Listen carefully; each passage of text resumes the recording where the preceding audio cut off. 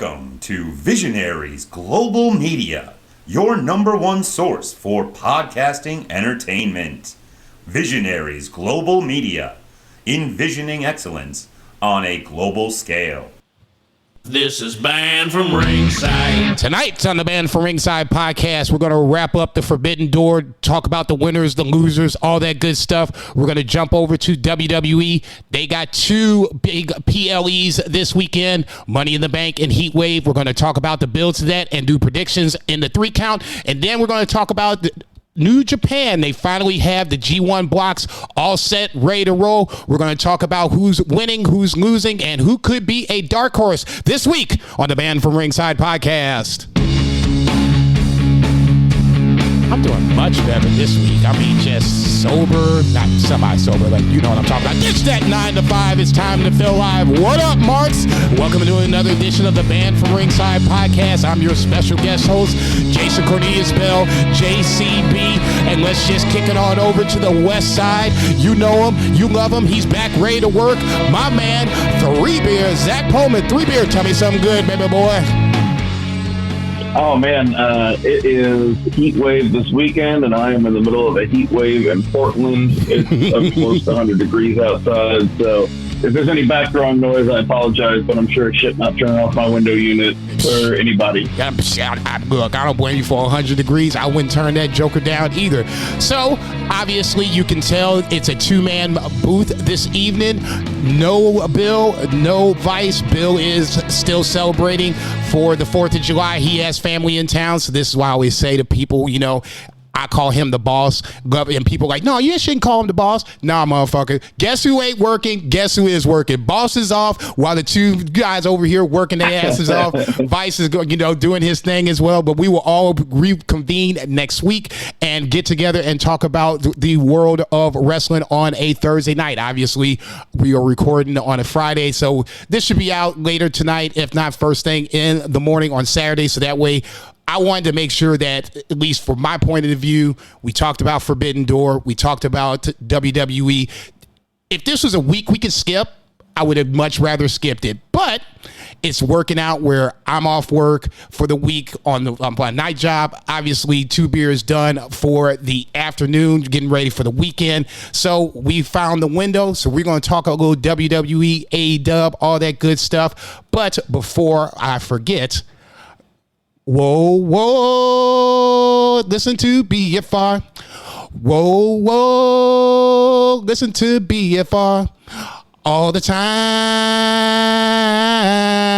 And on that note, we know that I asked the congregation to bow their heads as I read from the latest edition of the Banned from Ringside podcast, volume 366, chapter 3, verse 14. And the good smart saith, hashtag boo the heels. It's all good, baby. Listen, share, subscribe, repeat, the holy trinity of BFR. Just because I'm driving doesn't mean certain gimmicks don't change. And on that lovely note, let's get down to the business at hand. Let's get to that 3 count.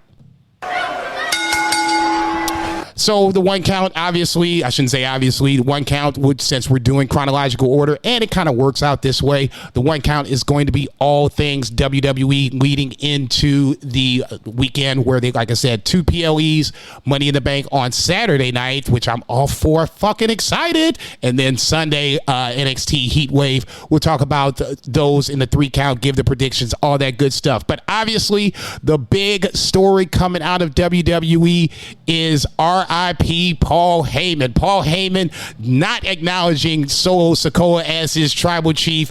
I did not get spoiled with this. This was an epic scenario where it all sets up. Solo tells Paul that Jacob Fatu is not going to be there, and then Jacob Fatu shows up. I'm shaking my head like, oh, this ain't good.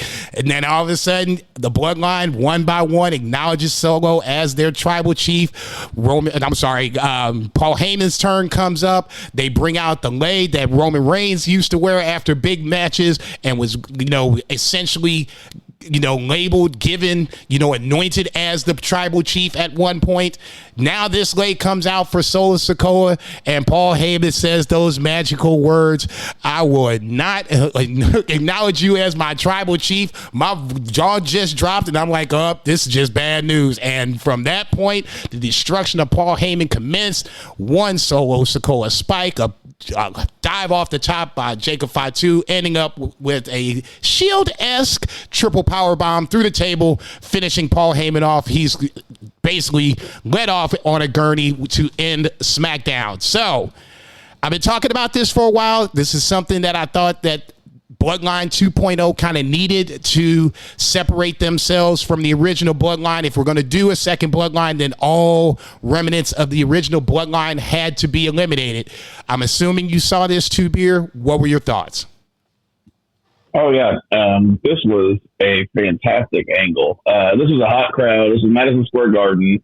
So this was like a legit, like, it felt like almost like a pay-per-view type crowd. Like people were hyped for the show, and they gave them a good show. And this angle was so fantastic. I texted the boys, and I was like, Paul Heyman deserves an Emmy for this shit. Supposedly he didn't sleep. Makeup deserves like a makeup Emmy. Like he looked terrible. Yeah, like, supposedly he didn't sleep. He didn't shave. He didn't put hair dye in his hair. I mean, he basically leaned into a distraught Paul Heyman, for lack of a better word.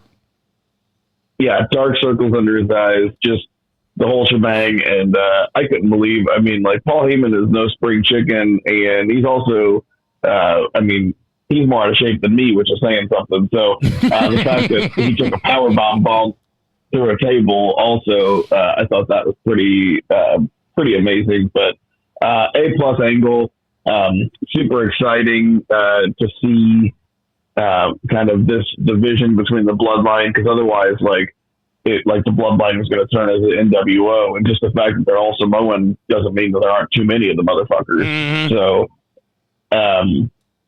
now, I mean, this sets up Roman Reigns to return as like the biggest babyface since Cody Rhodes. Holy shit! So, yeah, it's going to be awesome. It's going to be so fun, and then I mean, you can reunite Jay, Jimmy, Roman, like the original like Bloodline. Maybe even bring Sammy back in there if they want to do like a Survivor Series. Mm-hmm. Like that'd be fucking amazing, right? So who knows? I just thought about the Sammy thing, but holy shit, how cool would that be? Yeah, that would be something if you didn't get Hikuleu back, who feels like he's on the on deck circle. Which side he goes to, I'm not 100% sure. Part of me kind of wants him to go to the Bloodline. Yeah, I guess maybe you can go to like Bloodline 1.0, and like that could be like a swerve where he comes out and he's gonna like attack the OGs, but he turns on them. And then also we've got the chairman of the board, not just the head of the table, ready to come back. I mean, granted, he's on deck. He probably won't come around to like WrestleMania season, but they've got seeds planted for this thing, and they can do a lot internally with each other without even having to like branch that storyline out and have the Bloodline feud with other folks. So I'm pretty invested.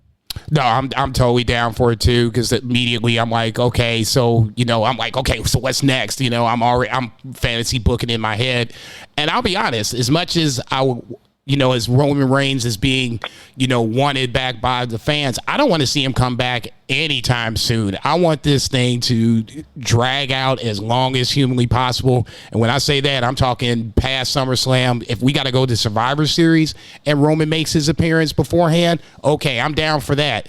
I wouldn't be surprised to see him at SummerSlam. It would kind of make sense to a certain degree. I would assume that the main event, or at least one of the matches for SummerSlam, would be the rumored Cody versus Solo Sikoa match.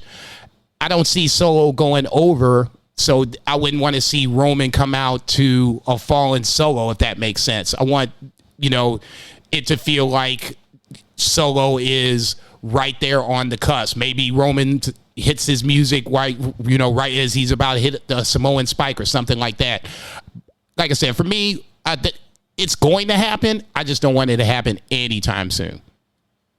Yeah, I mean, he can come back when he's needed, or they feel like, they need, just like a little extra oomph to something. He's not needed right now. Not at all. I mean, just what a fantastic position for them to be in, that they don't need arguably their biggest star. And The Rock, that's clearly waiting in the wings past Roman. You know what I'm saying? The Rock's I guess, circle of influence has to be at least questioned. Is he the one pulling the strings behind, Bloodline 2.0? Does this get us to Rock versus Roman somewhere down the line, next year's WrestleMania? So, yeah, as much as Roman is, that guy that we're waiting for, let's not forget about the People's Champ, too, because the People's Champ will eventually come back, and I think that's going to really send shit off. Like I said, that could wait too. Hell, that could be 2025. We started off right, Royal Rumble, have Rock come in some form or fashion, not even be in the match, but just have him interfere or beat down Cody afterwards to start something down that road. But like I said, neither here nor there. Bloodline 2.0 running wild on SmackDown throughout. Let's jump back to the top of the show where we had a women's qualifying match for Money in the Bank. Tiffany Stratton versus Jade versus Candice LeRae. Tiffany Stratton goes over, and a little bit of a surprise, not too much, because we had all talked about how we wanted Tiffany Stratton to at least be in the Money in the Bank match, if not absolutely winning it. Jade was obviously the one person to kind of watch out for, and unfortunately for Jade and her fans, Indy Hartwell interfered in that match, setting up Tiffany Stratton to pin Candice LeRae. We'll just go two parts on this. Any thoughts on the match, and are you worried about Jade? Jade feels like the fan support, at least online that I'm reading, is 50-50 at best. Some more on board, obviously. Others are starting to turn. Are you worried about Jade? I'm not worried about her at all. I feel like this was Tiffany's match to win, especially within a three-way. Now, if it would have been Jade versus Tiffany, that would have been much more intriguing. But I would have flipped a coin at that point and probably would have leaned Jade just because. But, they're not doing the same story that AEW gave her. So AEW booked her, like Goldberg pretty much, and WWE's not doing that. So, props to them for not giving us the exact same thing that we saw with her before, even though that's probably more what she's best suited for but this is giving her time to kind of work outside her comfort zone. So I'm not worried about her at all. I think she's going to flourish. She would have to fumble the ball quite hard more than once for me to worry about her in WWE, especially. So obviously the end game at some point for Jade and Bianca is to have a match. Who should be the heel in that match? Oh, that's tough. I would almost have to kind of see where the fans took it. Put your Booker hat on, man. Here's your pencil. Here's the pencil, man. Book the match. I don't know. I feel like I would just have to see how the fans maybe put them against each other, talking and see who the fans got behind, because I feel like they're both good in either role, because Jade can be very smug heel, but she can also be a babyface because, people have been into her since she started. Right. We haven't seen Bianca heel in a while. NXT. And she's great, and she can do either because, she's such a superstar. She can do anything. I wouldn't mind seeing Bianca turning heel for this, but I think Jade feels like a more natural heel. See Mercedes Moné, but we'll talk about her in just a little bit. Michin and Nick Aldis have a backstage confrontation, but they talk, which leads to the return of Pretty Deadly and Street Profits. They have a confrontation backstage. I'm assuming that's going to be a match tonight or somewhere down the line. Another Money in the Bank qualifying match, this time on the men's side. Santos Escobar versus LA Knight versus Logan Paul. I was a little curious to see Logan Paul in this match, but it was good to see Logan Paul in a non-PLE match. Impressive as usual. LA Knight gets the win here in a bit of a surprise. I was thinking to myself, the Money in the Bank, especially on the men's side, feels like, there's a couple of guys in Drew and Jay that could be the odds-on favorites, and then the other guys like Andrade and I can't think of who else I was getting ready to say. LA Knight, I guess, kind of needs a little push. Carmelo, more so, that feels like, this could be an opportunity or a second chance to get them over. LA Knight's fine. I don't necessarily have a problem with it. I just assume that this would be Santos winning to set up LA Knight versus Logan Paul. Any thoughts on LA Knight going to Money in the Bank? You good with it? Bad with it? I'm fine with it. I could actually see him winning. I will say save it for predictions, but it does intrigue me because out of the three of them, I felt like Logan Paul had probably the best chance of winning because he would have been sensational in the Money in the Bank match, and also him with that briefcase would be pretty phenomenal too. Yeah, I know. Holy shit, that would be a fucking train wreck, and I'm here for it in the best possible way. It wouldn't be like an Austin Theory type of Money in the Bank reign where it's like, every time something gets in the way and he looks stupid while he's doing it. Logan Paul would be a credible threat, brass knuckles and all. You could see it totally unfolding. So in that scenario, I would have loved to see Logan Paul at least be in that match, threatening to win it all. It's neither here nor there. Logan Paul is fine. Obviously, we're huge Logan Paul fans on the pod. So in this scenario, like I said, it was a surprise that LA Knight won. I thought Santos would be one of those guys that would get a chance to, show his talents on a stage where I think he could excel. Santos can bounce around with the best of them, but neither here nor there. LA Knight goes over. I'm good with it. It was cool too. Like, I was fine with him winning because him in the match is cool and had some intrigue, but also it set up a title match, even though they've already wrestled for it. But that's set up a rematch because he did get a pin over him. So this is true. And also Santos didn't take a loss. Yeah. So I was pleasantly surprised by the outcome. No, I totally forgot that Santos didn't eat the pin. So I mean, in that scenario, it's not a complete loss for Santos Escobar. Just, he's one of those guys that kind of feel like he's getting lost in the sauce. And I would like to see him get a smidgen of a push. Nothing crazy. We just need to team him up with other Latinx wrestlers, right? Yeah. He's heating up. Okay, Mello and what is this? Oh, Carmelo Hayes and Baron Corbin and Apollo Crews. I forgot all about this segment. Apollo Crews coming off the side of a milk carton. I'm assuming he and Mello are going to hook up horns at some point. Baron Corbin acting babyface-ish. I don't know about that, but whatever. Andrade has a nice little vignette.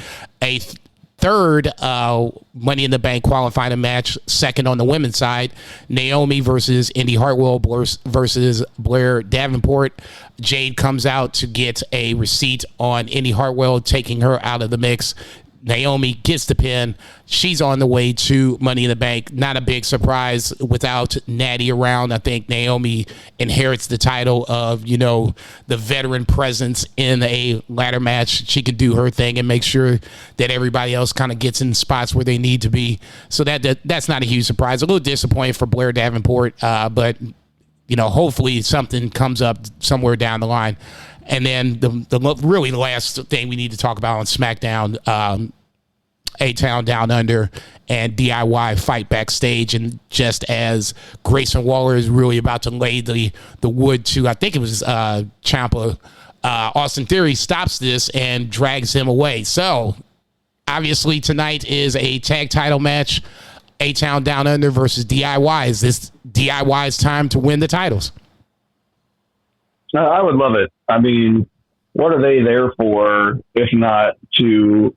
I don't think their status as veterans is to put younger guys over necessarily, like put them over, but I think it is to get them over and to teach them in the ring, be ring generals, and give them astounding matches. And so I think DIY holding the belts and actively defending them is just a bonus. And also I'm a huge DIY fan, so maybe that's just my own biases coming out. No, but it's 50-50. I think that would be worthwhile, Yeah, I agree. I was going to say, if we're going to have a split between A-Town Down Under, there has to be some sort of catalyst for it, and it feels like the catalyst is Austin Theory's affinity, I guess, for lack of a better term, for all things The Way and Johnny Gargano. Obviously, they were an NXT faction, and now you have Johnny Gargano pulling the heartstrings, if you will, of Austin Theory, trying to get him out of the thumb, underneath the thumb of Grayson Waller. I'm willing to see Grayson Waller. Also, let's not forget. Go ahead. Oh, I was just going to say, sorry. Let's not forget that The Way was the best part about NXT 2.0 whenever it was legitimately terrible. I agree. That show was god awful. And also DIY, their storyline, arguably the best part of NXT when it was the best it ever was. Yeah, the Black and Gold was definitely Ciampa Gargano for a hot minute, and I could always remember Ciampa coming back and his first match back after he turned on Johnny Gargano and he didn't have music. I was like, oh, this is different. And they booed the shit out that motherfucker. I was like, oh my God, this is the greatest thing ever. But yeah, I feel like DIY, the main audience, the WWE audience that never watched NXT, has not really got to see DIY much. Right. And I think they need to be introduced. No, I think you make a really good point. Those who are, junkies, sickos like ourselves, we remember the DIY feud and how great it was. There might not be the people that were watching NXT, and I totally get that. So if this is the way to introduce it, I'm down for it. Ultimately, like I was going to say, I'm ready to see Grayson Waller in a heel solo run for a little bit. Let's jump over to Raw, opening up with Jey Uso garnering more fan support for his Money in the Bank match. Chad Gable comes out to interrupt him. Obviously, like I said last week, this feels like Chad Gable is back in WWE, re-signed, the whole shebang. Chad Gable is basically trying to throw Jey Uso underneath the bus for the Wyatts. They might be coming for you. You stole Bray's Fireflies. I was like, oh, this is some shit. I love Chad Gable. This heel run has been so good to see. It's good to see Chad Gable get a little love from the creative side of things. Still waiting for him to get Team Gable together, but neither here nor there. Thoughts on the opening segment of Raw? Yeah, I mean, same. Chad Gable gets a lot of TV time anymore, and I don't know that we'll be able to call the most underrated wrestler of the year the Chad Gable Award anymore, because we can. We just can't. Yeah, I was going to say we can still do it. It's like the Roman Reigns Promo of the Year Award. Even though he might not be in it, we could still name it as such. Chad Gable just can't be commemorative. Yeah, I see. Chad Gable just can't be named as underrated anymore. I think he's finally broken out of that shell, so to speak, and that's good. Good, dare I say, great for him. Was this FT? Oh, Final Testament. Speaking of which, if there's a worst angle for WWE, I'm nominating Final Testament for this. They have just been god awful. I don't even care about this New Day Final Testament feud. That leads to it doesn't even make it. It doesn't even make it to the Hulu version. I haven't seen Final Testament in weeks. Wow. Like even they know.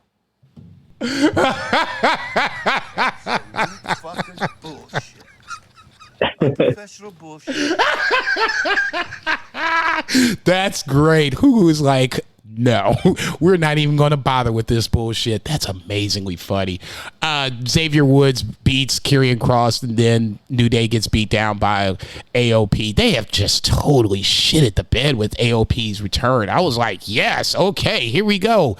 Womp, womp, womp, womp. Not so much. First of several Judgment Day segments, this one has Finn and Damian Priest kind of getting at each other's throats a little bit. Finn defending the Liv Morgan, I guess, entry, quote unquote, into Judgment Day. He did say that she helped them win the tag team titles.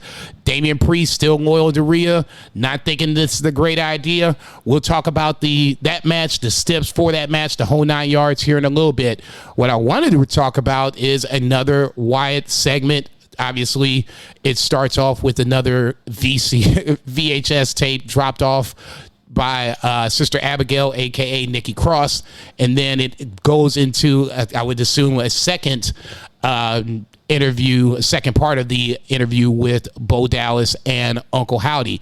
I thought this was really, really good. I mean, once again, it asks questions that I might not have even thought about or was asking in my own head.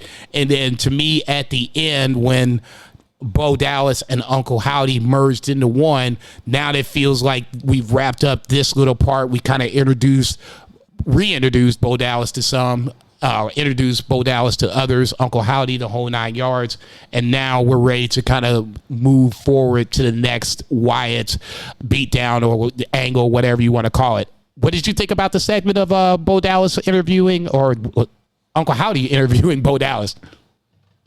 I liked it. I liked it again. Good continuation of this thing.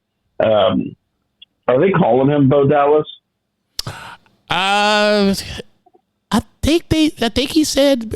think he called him Bo Dallas in this segment. Don't quote me on that. I want to say yes. Yeah, I mean, it's fine either way. I just couldn't remember if I heard them say it. I think they should just use his real name, and I think it would be more impactful because everybody knows he's Wyndham Rotunda's brother, right? And I mean, Bo Dallas is just not that spooky of a name. But that's just me. But neither here nor there. I appreciated this for what it was, and it did seem like he was taking a dig at Jey Uso here a little bit, and that also seems like maybe potentially I could see some spooky shenanigans in the Money in the Bank that prevent Jey from winning. Save it. We ain't there yet. Give us 45 minutes to an hour. Liv Morgan retains over Zelina Vega. Dom tries to help Zelina in the worst way possible, ends up helping Liv instead. Liv slowly but surely reeling Dom in, even though it doesn't seem like so. If you could look past the exterior, look deeper in, you can see Dom smiling, or at least cracking a smile from time to time. I cannot wait for for Rhea to come back and just really start making this storyline even better than what I think it is right now. Drew McIntyre. Dude, it's been good. I don't have a TikTok. I don't have the app. I really don't have any social media except I have Reddit. Right. And somebody posted a official WWE TikTok on Reddit, and it was Liv just beating Zelina Vega's ass and catcalling Dom the whole time, and she even leaned over, she threw Zelina into the ring, and then they were outside, and she leaned over the barricade to talk to a kid. And she pointed at Dom, and she told this kid, "That's my daddy." Oh my Lord! God bless her. Over the top, man. It's so good. Yes, that's it. That's what it is. It's so over the top that it's just I can't even get mad at it. I'm not even a huge Liv fan. She's winning me over with this revenge tour angle, or whatever you want to call it. I didn't think it would go this far, but it's happening, and I'm curious to see how Money in the Bank, and at least for Damian Priest and Seth Rollins, how that match finishes out. Let's talk about that now. I brought it up. Obviously, they have a final segment to build to their Money in the Bank match. Obviously, steps are on the line. If Seth wins, Damian Priest has to leave the Judgment Day. If Damian Priest wins, then Seth can no longer be a contender as long as Damian Priest is world champion. Not the most original angle. We've seen this before. I guess without really digging into what we're going to predict on the match, talk about the segment. Is this a segment that's leading towards a Damian Priest babyface turn? Yeah, I mean, they're planting the seed and making you question what's going to happen with the Judgment Day, kind of more than what's going to happen with Seth and Damian as far as the match outcome. Basically, it's kind of will Finn or will Finn not interfere? And all indications are that he will interfere, because he, in this segment, he was jumping Seth against Damien's wishes, basically. That motherfucker really can't see straight when it comes to Seth Rollins. He cannot see straight, and that's what the wild card about this is. Excuse me. The great part, whatever you want to call it, is that Finn is such a wild card that you don't know if his presence, interference, fuckery, whatever word you want to use, is going to help or hurt Damian Priest. Exactly, yeah. So there's a variety of angles they can go with, whatever the outcome. So it is intriguing, even if not original, because it almost is a trope. But it is a useful trope because I don't know which direction they're going to take it. Yes, and at that point, I'm totally down for that. Look with the Kaiser with a nice little vignette. Apparently, he has broken ribs, so hopefully he comes back soon. A lot of potential with Ludwig Kaiser, especially now that he's kind of separated himself from Gunther, or creative separated them, whatever words you want to use in it. Ludwig Kaiser has kind of stepped up to the plate. I like the fact that he's starting to stand out in the mid card a little more. Zoe Sky wins the final women's Money in the Bank qualifying match, defeating Dakota Kai and Ivy Nile. Not a huge surprise. I thought maybe Dakota would be the person to go over, but Zoe Stark is someone I've been kind of hoping that they would do something with. Here's the chance. So she gets the final spot. The women's ladder match is set. Obviously, we'll be talking about that here in a little bit. Chad Gable finds Otis in the back. Otis gives him the Heisman. Still not helping Chad Gable with the potential more Wyatt interference or fuckery attacks, whatever you want to call it. Hurry up, Creeds. Chad Gable needs you in one of the few matches on Raw for the week. You had Rey versus Dom Part 2. Rey Mysterio goes over here. Once again, this was more about Liv and Dom versus the actual Rey and Dom feud, so to speak. I thought when I was watching this, I was like, okay, obviously Rey won round one. This would be if you wanted to continue the Liv Morgan is reeling in Judgment Day members one at a time, having her help Dom defeat his father would be a good way to do it. Obviously, it didn't happen. Thoughts on Rey versus Dom, Otis, Chad, anything I just talked about? Yeah, it does make it a little bit more intriguing because I thought the same thing, that Liv would just help Dom beat Rey again. But they gave Rey a win because he had lost previously. It was funny how Liv did get involved in the match, which was getting knocked down, and Dom falls on top of her, and she holds him down on top of her. Jesus Christ. Really hard day at work for Dominic Mysterio there. So I'm like, this motherfucker can't miss.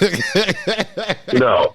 Yeah, he's living the best life this past couple of years in WWE. Mm-hmm. So, I am ready for Gable to create go with the Creeds, and although not that I want, I think it's time for that split to happen. Otis makes his decision, they do whatever, they have a match, something, and I think Otis should even win. But just to give, because otherwise, what's he gonna do? Maybe give him some momentum. Yeah, Gable can get his momentum back. Right. Talking or whatever next program. But yeah, I don't know. But I am ready for that I'm ready to close the book on the Gable Academy and start a new chapter. No, I agree totally. Two more segments on Raw I wanted to talk about. Shinsuke was kind of interesting. I just seen him in training for UFC. I was like, that's where Shinsuke is. Sammy and Braun Breaker have an amazing segment, only just adding more I guess, confusion on who I think is going to win this match. I thought Braun Breaker, this was a time that if he was going to falter on the mic, this might have been a time to do it, and he didn't. Stepped up to the plate. Sammy was good as usual. Sammy taking a couple spears definitely is throwing caution to the wind of who is going to win this match. I said on Twitter this could steal the show, and I want to stick to that because I think both guys are excellent in the ring, and Sami Zayn can make anybody look good. Thoughts on the Sami Zayn Braun Breaker segment?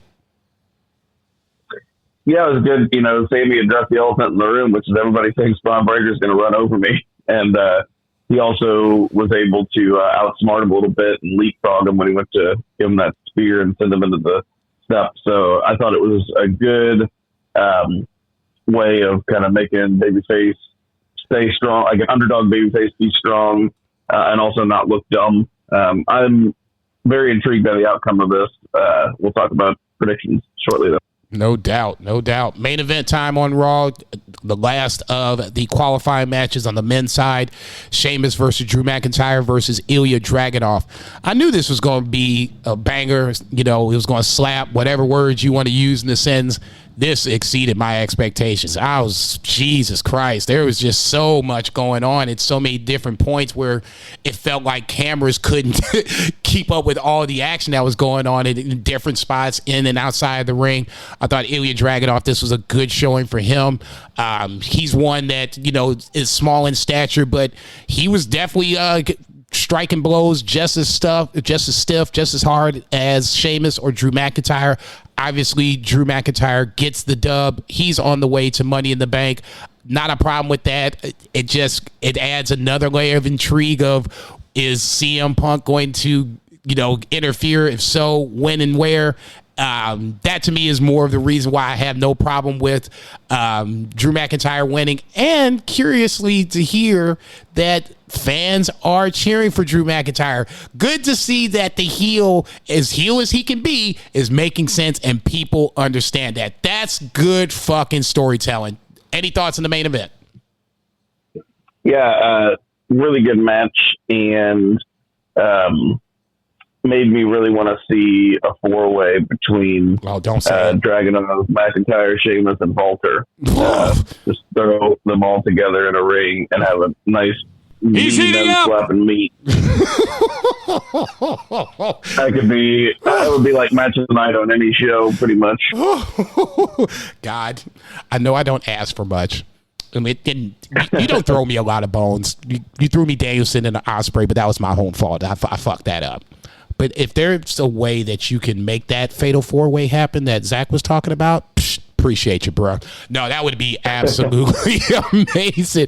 I mean, even if, let's just say for shits and giggles, Gunther doesn't win the title, maybe that can be a fatal four-way. You know, the winner gets the title shot, something along those lines. I mean, there's ways you can do it. Even if Gunther was the champ, you can still run that back and have that as a fatal four-way. So, I mean, you could get to it. It's just how Triple H wants to, if he wanted to go that route, how we got there from point A to point B. But goddamn, I love that fucking call. I think I covered everything WWE-wise. We'll talk NXT on the 3 count, more predictions-wise. Yeah, let's get to that 2 count. 3 Beer. What's that 2 count? All right. 2 count, we had AEW Forbidden Door. Sorry, I'm going to pull up the Wikipedia page so I can go in order here and the results. So this was overall a pretty good show with a couple of very fantastic matches, especially the main event. But we'll just start from the beginning. We won't spend a lot of time on some of these, but Kyle Fletcher defeated Serpentico in a squash match. Didn't need to be on the show, but it was 3 minutes long. It was fine. I was like, damn, that's it. I was like, y'all gonna do that on Rampage or something? What the fuck? Yeah, there were 5 matches on this pre-show. Dude, so that was it was like a 90. And don't get me wrong. I know that AEW, this is their thing. And when they have pay-per-views, you know, you might want to settle in, get you a Red Bull, you know, whatever you need to do to get you through the next 4 or 5 hours. But some of these matches, you could have just, I would have took the vignettes and kept it moving, but whatever, neither here nor there. Go ahead. I do think that it contributed to the crowd tiring out later on. Although at the same time, the crowd was the hottest it ever was for the main event. So it's kind of hard to say. True. But that was a superlative match. But then we had Kings of the Black Throne defeated 3 other tag teams. So there was Ishii and O'Reilly, Roderick Strong and Gabe Kidd, and then Private Party. This match was pretty fun, mostly with Ishii and Brody King in there. Ishii dropped him right on his fucking head with a brain buster. That was I shouldn't brutal. laugh. God damn. Gabe Kidd was also a highlight in here, throwing some pretty big chops, but ended up being Kings of the Black Throne. I forget how it even went. I think Brody King might have been one of the Private Party guys. Sounds right, yeah. Yeah. But, not too long, 8 minutes, 40 seconds. Then there was a very fun women's tag match. So this is something that I would expect to be those first 2 matches, like you said, Rampage, whatever. Like, this is something that I would expect to be on the Forbidden Door pre-show. Right. And it was Willow Nightingale and Tam Nakano defeated Chris Statlander and Momo Watanabe. And this match was super fun. It introduced a lot of folks probably to Tam Nakano and Momo Watanabe if they were unfamiliar with them. And they had a good showing and they had a very fun match. And it kind of helped play into the continued storyline of Willow and Chris. So I was a big fan of this. No, I agree, especially if they're going to do, I guess, a women's Forbidden Door, or I can't think of what they're calling it, but it's basically AEW versus Stardom in some form or fashion. You're going to have to start introducing some of these Stardom women wrestlers. Just because I'm watching it, I've learned just because I'm watching it doesn't mean that everybody's watching it or everybody knows what's going on. So as much as I slam Tony sometimes of doing, just kind of dropping people in and making this happen, this was at least a good start to where you've dropped in Mina Shirakawa, Azumi, now Tam Nakano, Momo Watanabe. So that's 4 Stardom women currently on the roster. Mariah May making it 5, where, obviously she was formerly on the roster, but now on AEW's roster. At least, we've at least starting to plant the foundation of, if this is going to happen, these are these people you're going to need to know, so on and so forth. So, no, this was my favorite match on the pre-show. Nice. There was also a women's Owen Hart Cup first-round match with Mariah May, the aforementioned, and Saraya. And again, this was something that could have been on another show. It didn't have to be on the pre-show. It also wasn't particularly great. It wasn't like bad or anything, but it wasn't good either. It was somewhere in that gray. Yeah, it was there and it was fine. But Mariah May won, which makes sense. I feel like the whole thing, like you building this, we'll talk about in just a second kind of how the Mariah May love triangle thing is like worked out, but also they've been building this like tension between her and Toni Storm. Literally, I mean, she started her debut for AEW was that she is a Toni Storm fangirl, and they put her right with her. And I think they've done really great job with Mariah May. And if this thing isn't her setting up to wrestle Toni at Wembley for the title, then what are we doing? Yeah. So maybe that removes some of the intrigue. But, Saraya, at least she has like star power, like name. Maybe you can see her winning. She did win the title at Wembley last year. But her going over, Mariah May going over just kind of helps like solidify that idea. But anyway, it didn't have to happen on this pre-show. No. Next was my favorite match on the pre-show, which was the Lucha Brothers and Mystico defeating LIJ, and in this case, LIJ consisted of Yota Tsuji, Teton, and Hiromu Takahashi. And this was just a Zach Pullman party match special. It was 12 minutes of high-flying Lucha Libre. Like, this is the shit you should put, and just like really with the Willow and Chris match with Tam Nakano and Momo, like this is the kind of shit that you should put on a pre-show for a interpromotional pay-per-view where if you want to get somebody to purchase the pay-per-view and they don't know shit about your main eventers, right? Maybe they don't know Will Ospreay and they don't know sort of Strickland. Maybe they're just a casual fan. They saw some cool video package and like, oh, like I wouldn't mind seeing like this or that. And then you throw this match out there, like, brother, if I got 3 beers in me and I don't know shit, like I might just throw $50 at this thing because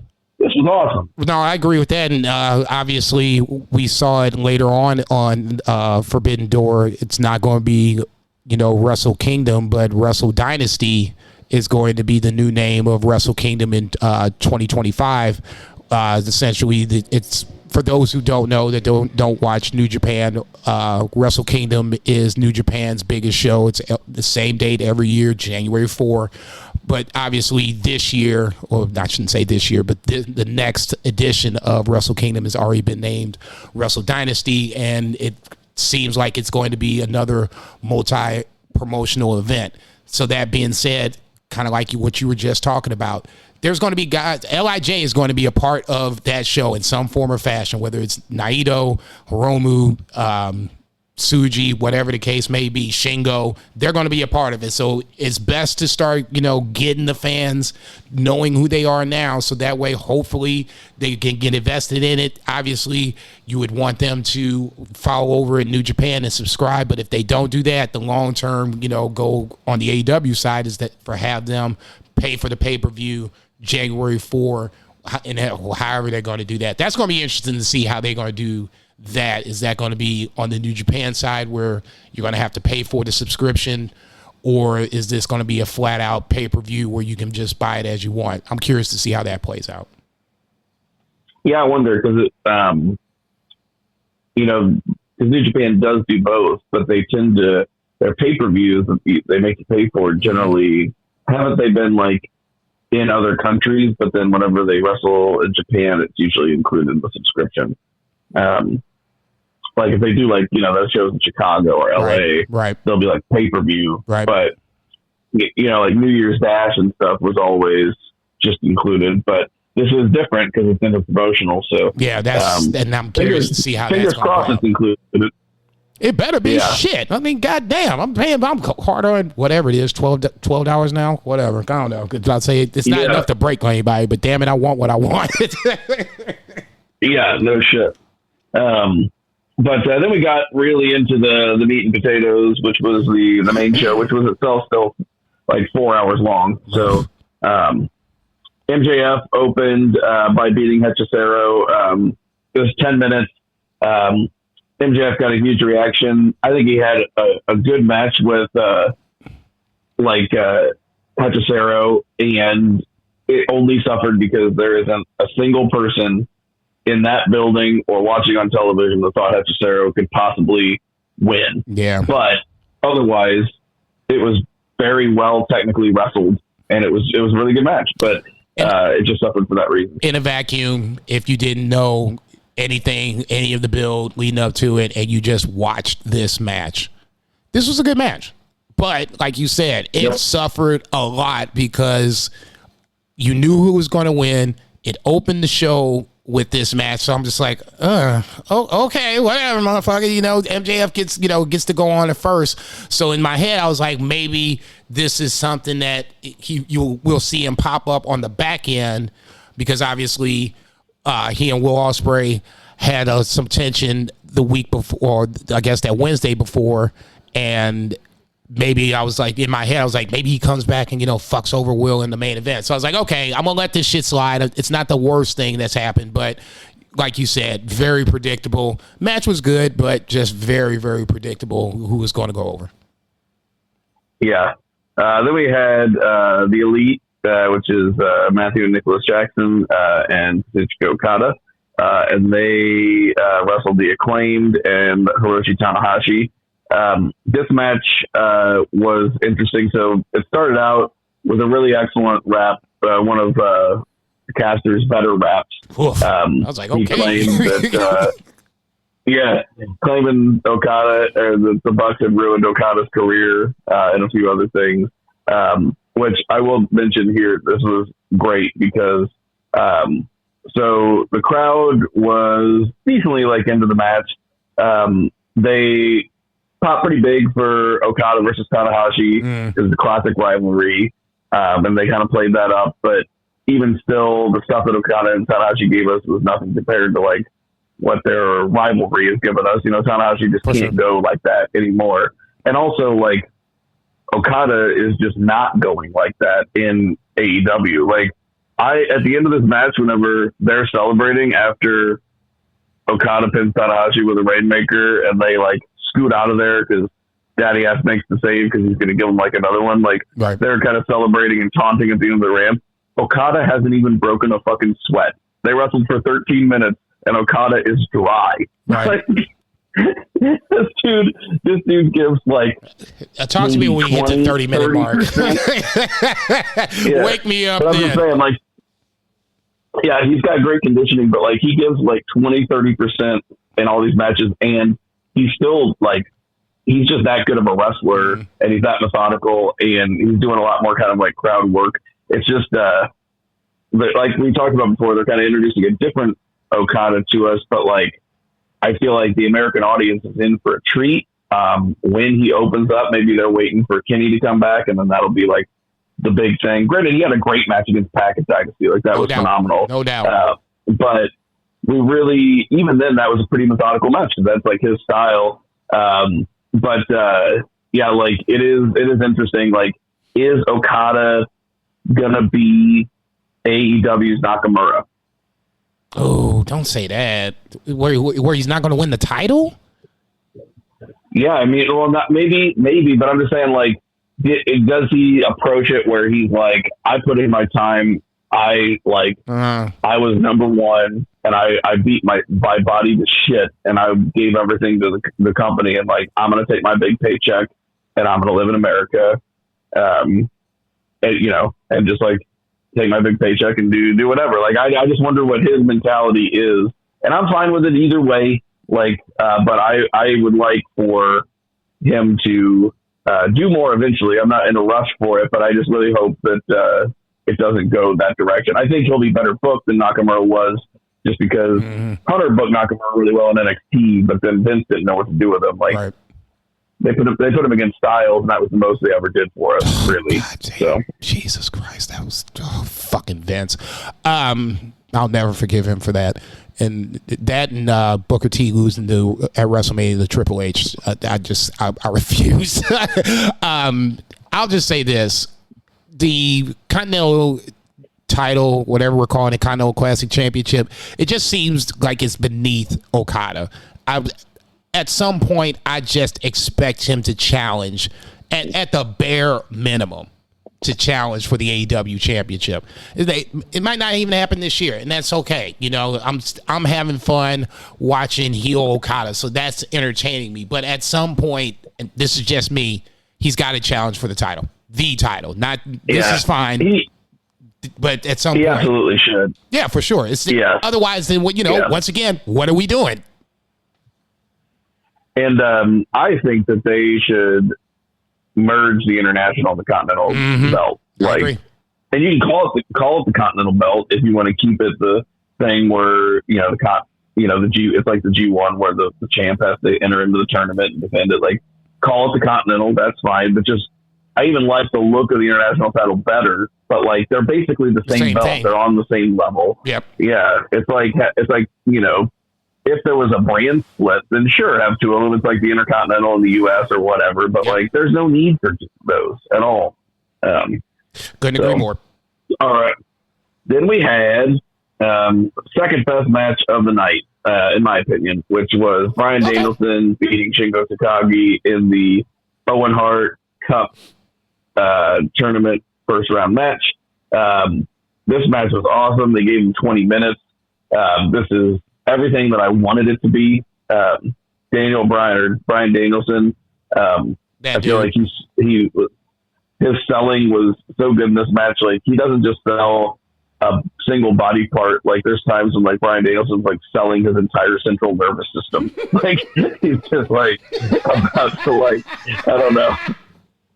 That's great. No, But this is kind of what I wanted to see because Shingo, I don't know if I had to keep saying this, but he was a former IWGP heavyweight champion, so I would like to see him booked as such. And for this match, he was booked strong enough. And, we all picked Bryan Danielson. I mean, let's get that off the table. But this match reminded me why Shingo is at least held in high esteem in my head. And it was good to see him have these sort of matches. Now, all that being said, I like it for him to win one of these matches every now and then, but neither here nor there. You knew he wasn't going to win this match, so the best thing I could ask for is a match like that, and they beat sparks off each other. Fair enough. Yeah, and I did like how commentary was stating, like, these guys, whoever wins this has to wrestle Pac on Wednesday. Like, so it was, they really good luck with that. Whoever's the winner might not be the true winner in this motherfucker. Yeah, so but this match was awesome. Really, really good. And then, having to follow it, but still having a really solid match was Toni Storm and Mina Shirakawa. Again, kind of a predictable finish. I don't know that too many people thought that Mina would walk away with this belt. I think the thing that was up in the air was like, who will Bryan May pick? And then that just ended up not happening, and she didn't pick either one of them. Right. And they did like a three-way kiss at the end, which popped the crowd and everything. But it was interesting that was like the whole build with that tension and who's Mariah going to pick. And then she didn't. And then Mina's presumably gone. She'll probably be back every now and then or whatever. But they're done with that story. Right. But I think Mina really presented herself fantastically to an American audience. I think she got herself a job, if she wants one, from really, either company. She really showed that even with the language not being her first language, like she has the charisma and she knows how to get over to an American audience. So no, this was as good as I could ask for at this point. I knew Mina wasn't going to win. I mean, it's Toni and Mariah, unless you showed me otherwise, and that's completely fine. But like you said, Shirakawa looked as good as she did in some starter matches that I've seen her in, and that to me is the measuring stick, so to speak. I know what she can do, but like you said, a language barrier and a different wrestler in front of her, that could be a little problematic. But it didn't look like it was here. I thought this match was good. In a vacuum, once again, I thought I could have really gotten into this match. I did get into this match a little bit, just because it at certain points, it was some hard hitting. They were beating sparks off each other. So that made it interesting. Never thought that Mariah was going to, sway away from Toni. It was nice of the tease, but ultimately the right person went over. Mina looked strong. That's all I could ask for. Yeah. And, I've seen Mira in Stardom some, and she's always been very solid, quite good from what I've seen. But I feel like she was, and not even through any fault of herself, could get overshadowed in that promotion because like she's wrestling next to like some like truly ridiculously charismatic and talented women, like Julia and Fury and like all them, where it's just like they're like next level. Yes, it was a legend in her own right, so it's kind of hard to break out whenever that's your scenario. But AEW has some good women, but she was really able to stand out in that division. So anyway, then we had what, I'd say maybe tied for second best match of the night, but interesting to say the least. The three best matches of the night. Zack Sabre Jr. And Orange Cassidy. This was super solid. It went a little over 15 minutes. A lot of chain wrestling, as you would expect, and Orange Cassidy was able to keep up with Zack in that. So good for him. But the crowd was slow to get into this just because I think it's just stylistically the way that it was, but they were really into it by the end, like the last few minutes, and there was a lot of back and forth throughout this. And I feel like this really was a coin flip because even though I feel like a lot of folks, I think we all picked Zack, it's very hard to count Orange Cassidy out at any moment. Agreed. And they played into that in the story of the match too. Like there was a couple times where there's some super close near falls where Orange was about ready to sneak a pin out, but in the end, Zach or Orange went for the mousetrap, and then Zach just countered it into like this crazy pretzel submission with no name. Yeah, he just kept grabbing limbs until he had all of Orange Cassidy's limbs, and then Orange Cassidy just had to yell that he was done. Ugh. So God loves ZSJ. That's the shit that makes me a huge ZSJ fan. And I know his style is not for everybody, and that's completely fine. I'm not here to, campaign that everybody should love Zack Sabre Jr. If you don't, then, you just don't. But no, this was a match. It's like you said, two parts. Part one, I think Orange Cassidy reminding people that he is a good technical wrestler. And like you said, he kept up with ZSJ for, I would say, about a half, maybe 2/3 of the match until the like you said, the mousetrap finish that turned into the most ridiculous submission I've ever seen in my life. The second thing is, once again, Zack Sabre Jr. He's one of those guys that I feel that could have been champion before Moxley, and this ain't a shit on Moxley segment just yet. I won't even shit on Moxley. I'll shit on the match, but we'll talk about that in a second. ZSJ is being booked strong, and that's always good. But like you said, Orange Cassidy has been booked by TK so strongly. You put him in the match, it's like, I feel like Zack Sabre Jr. should win, but I don't know. This is Orange Cassidy. This is AEW. So in that scenario, I understand everybody's, at least pause for the cause, but the right person went over. I mean, I love Orange Cassidy. The loss is not going to hurt him. He'll be just fucking fine. But no, this was the time to throw New Japan a bone, so to speak. So yeah, good person to throw it to, and Orange Cassidy can absorb this loss and keep it moving. And also, just because I had fuck else going on, I watched the post press conference, and Zach was an absolute highlight in that. Started off the press conference by saying, if anybody doubts the technical prowess or the lack of professional wrestling skills of Orange Cassidy, then they're a fucking idiot. I'm like, God damn, I love that. Yeah, I can watch CSJ on backstage promos all day long. He is a fucking gem backstage. He can talk. And usually he's being a smarmy dickhead, yes. And he's really good. In this situation, he was just being like an absolute baby face, and he was being so charming. And he talked about he was like sitting next to Tony because people asked him, what he has coming up, and he's like sitting next to Tony. He's like, no offense, Tony, but I have the greatest wrestling tournament in the world that I plan on winning, which is like the G1. Right. And he's also wrestling Hechicero at Rev Pro 12th anniversary, which is like the day or two. It's the Copper Box, like a day in England, a day or two before All In. So I would hope that, Zack Sabre Jr. will be in England, that weekend. So I really want to see that Hechicero match. So I'll probably try to see that Rev Pro show. But also, they asked him, when are you going to get Danielson versus Zach round 3? And I feel like if Danielson does not win this tournament and Russell Swerve for the title, I feel like that would be Zach the backup Danielson match. is probably that's the match. So I could totally see that. Anyway. I was about to say we'll talk about Adam Page, but we saw a clip or a little vignette of him on Collision, if I'm not mistaken. Yeah, it was on Collision, so you knew he was coming back. You was pretty sure he was going to beat Jeff Jarrett. Now, from that point, Danielson Hangman feels like a pretty sure bet for a Owen final.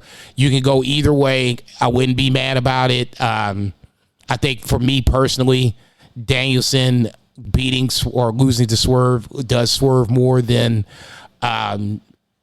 him beating Hangman Page. I'm not even sure. Shit, I don't even know at that point. Hangman could finally beat this motherfucker. So, in that scenario, both matches have certain intrigue, probably more so with Swerve and Page. But either way, whoever Swerve's opponent is, it's going to be an amazing fucking match. For me personally, because I like Swerve, so I want it to be Danielson to win the tournament. But if we get Danielson and ZSJ3, I'm cool with that too. Yeah, same. I feel like Danielson is the bigger draw if you're trying to draw, you're trying to sell pay-per-views. He has an intriguing storyline of like he's trying to win the big one, maybe for the last time at the biggest wrestling show of the year. And then obviously there's the built-in intrigue with Hangman, even though it might be a lesser marquee match as far as like Danielson's a bigger star than Page.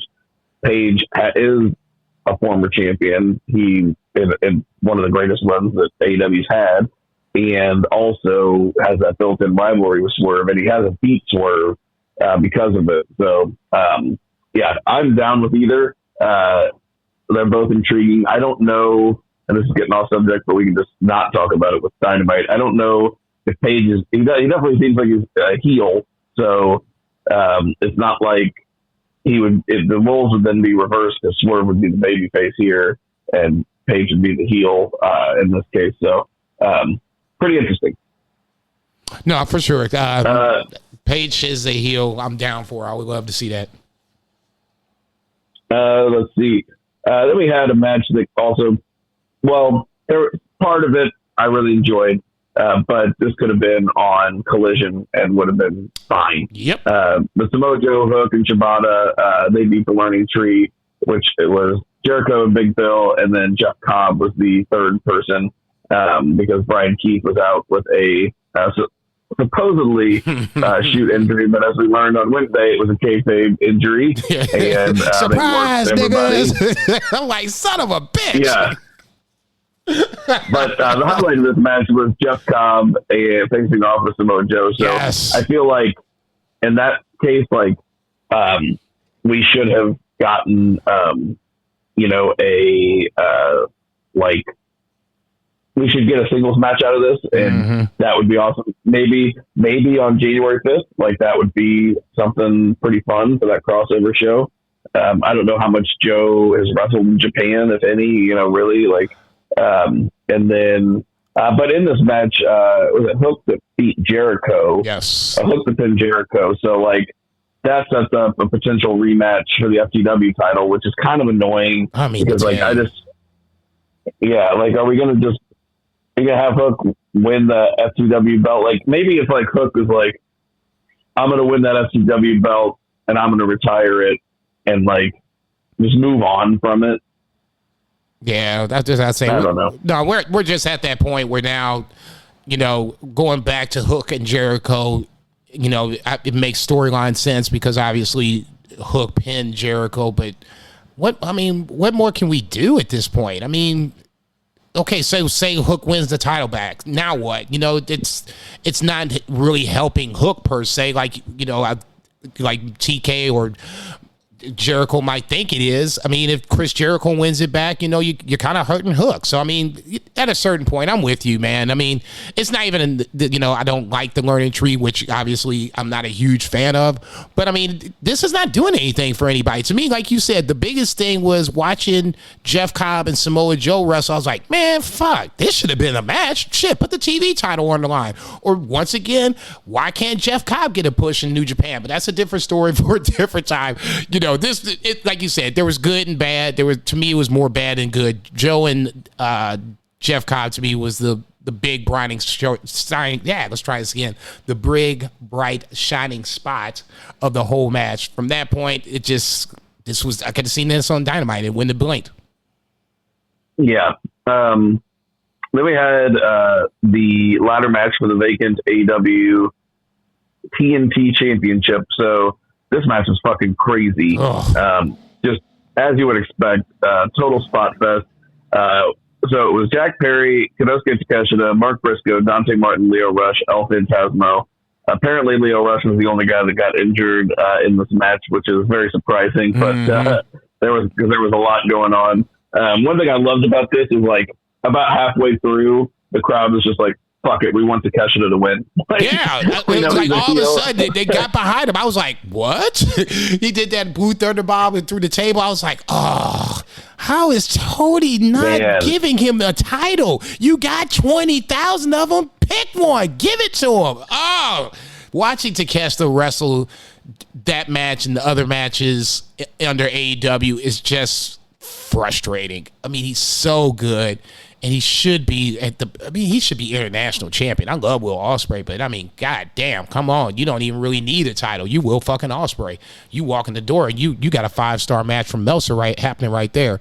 Mark Briscoe, God bless him. You know, I'm glad he's okay, but that was the one spot where I was like, oh, this looks bad, because he was at the top or whatever, and I looked like there was a referee holding the bottom to make sure it was sturdy, but he did the same spot on the Collision and got away with it. This one, not so much. Well, and that was the same spot that like Adam Copeland just broke his leg on. Right. Like, granted, it wasn't as high, but I mean, it was high enough to break his fucking leg. Right, to the point where I'm like, come on, guys. I mean, this is the reason why we're having this match, is because Adam couldn't decide which way he wanted to do, if he wanted to, drop the leg or hit the elbow or whatever, and that, just hesitation cost him, his leg or whatever the case may be. I love AEW, but there's just certain times where it's just like, you don't have to get to the top of the ladder.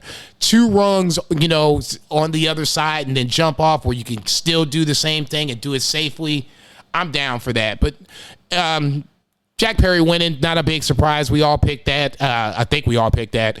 But the match was, it was entertaining. It was one of those where there's a couple of times I was holding my breath like, okay, please make this. Mark Briscoe, damn near killing himself was not necessarily fun to watch. So that was kind of the big down point. But overall, this was pretty good. Yeah, it was a fantastic ladder match. It's both something that I feel like when I read the Observer newsletter and listen to Observer Radio, something that Meltzer's been saying for a long time about AEW, which strikes true, and I fully agree with him, is they need to cool it on the ladder matches. We have one almost every pay-per-view, and they cease to be special, and it gives more opportunity for these guys to get hurt. So do 1 or 2 a year, make it special again, and people are less likely to get hurt. Have some gimmick matches, but the ladders are just. It's crazy. And Dante Martin, even, thankfully he was working everybody, but, he came down off the ladder and was pretending like he broke his leg. His ankle again. Yeah, I'm like, dude, don't play with me right now. That is not fucking cool. That was still, I could close my eyes and see his leg kind of dangling when he broke it that first time. That was one of the more nasty scenes I've seen in a while. Don't be playing with me like that, Dante Martin. That shit ain't cool. But Jack Perry winning makes sense. Elite have all the belts. They all have belts. They don't have all the belts because there's so many, but they do have 4 belts. Right. 3 championships, 4 belts. I personally, I'm not worried about Takeshita. He's young. He's got time. I also think that you could put him right in there in the mix, but I'm just thrilled that he's in the G1. I think that's such a fantastic place for him. I cannot wait he can to go see off him in TV. G1. Yeah, and then he can come back and do something I think he could, challenge Okada for that Continental title and beat him, or challenge Ospreay for the international title and beat him. I think that's the exact right place for him, for sure. Oh, I love this. And then we had another the ladies were in a tough spot because the one championship match was after Shingo and Danielson. Then this match was Mercedes Moné and Stephanie McKeer was after the ladder match. But both sets of women did a fantastic job of getting the crowd, especially Stephanie McKeer in this match. Mm-hmm. I feel right in the middle of it, the crowd was just, they flipped, I think for 2 reasons. One, Stephanie McKeer really had a fantastic showing. And she looked really good. They were working mostly a lucha style match, and she has a lot of fun moves.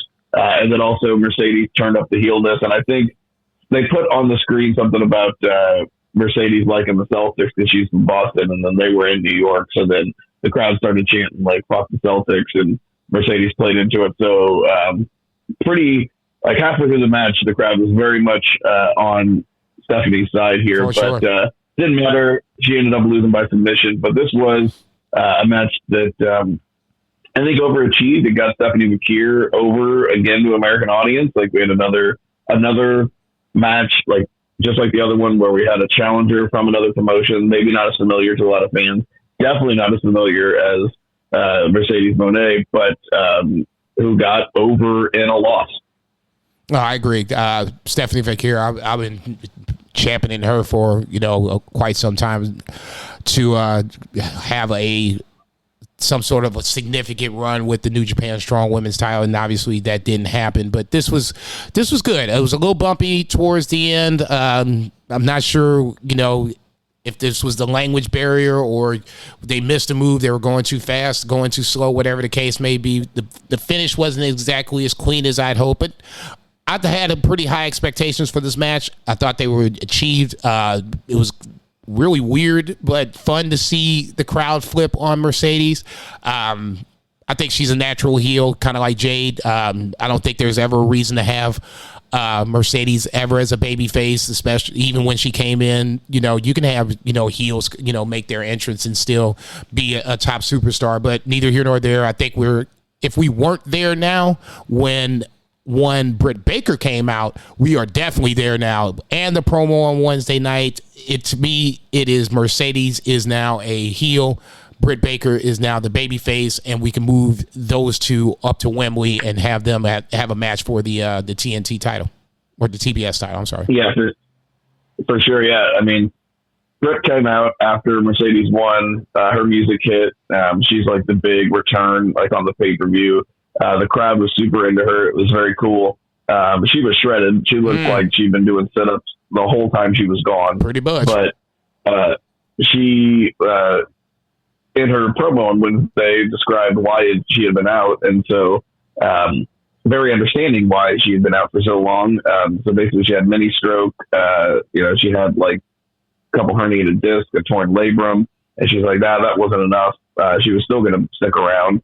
I remember was it last year? She wrestled for like 6 months with a broken wrist. Yes. She's a tough ass bitch. And she, so she took some time off and, got healthy, which is fantastic. And, she confronted Mercedes on the pay-per-view. She got confronted by Mercedes on Dynamite after she told her story. And, Mercedes did her thing where she's just like dancing in front of her and Mercedes can come off like such a fucking bitch. Oh no, she totally came off like the heel on Wednesday night to the point where I was like, okay, Britt, you can slap her whenever you're ready. As soon as she pie face Britt Baker, I was like, oh, it's on. Fuck this bitch. Whoop her ass, Britt. Yeah. But that's the biggest match that you can make on the women's side. So I'm glad that they did it. This is shaping up to be a really great show. We've got more of a lead in.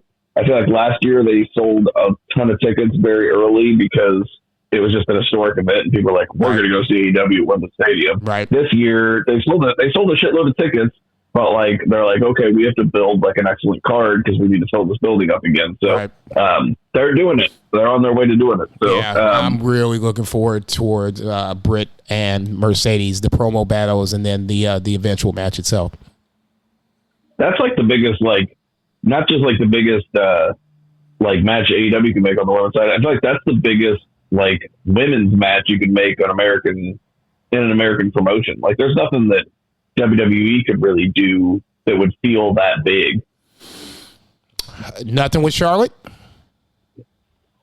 Maybe Jade Charlotte, comparably or something like that. Mm-hmm. But it's just Britt was the face of that women's division for 4 years. No doubt. And then she was that women's division. And then we've got Mercedes, who's a huge megastar coming in. That's just got big match potential, all over it. They just don't have anything like that where maybe if they had a big, there's just nothing comparable.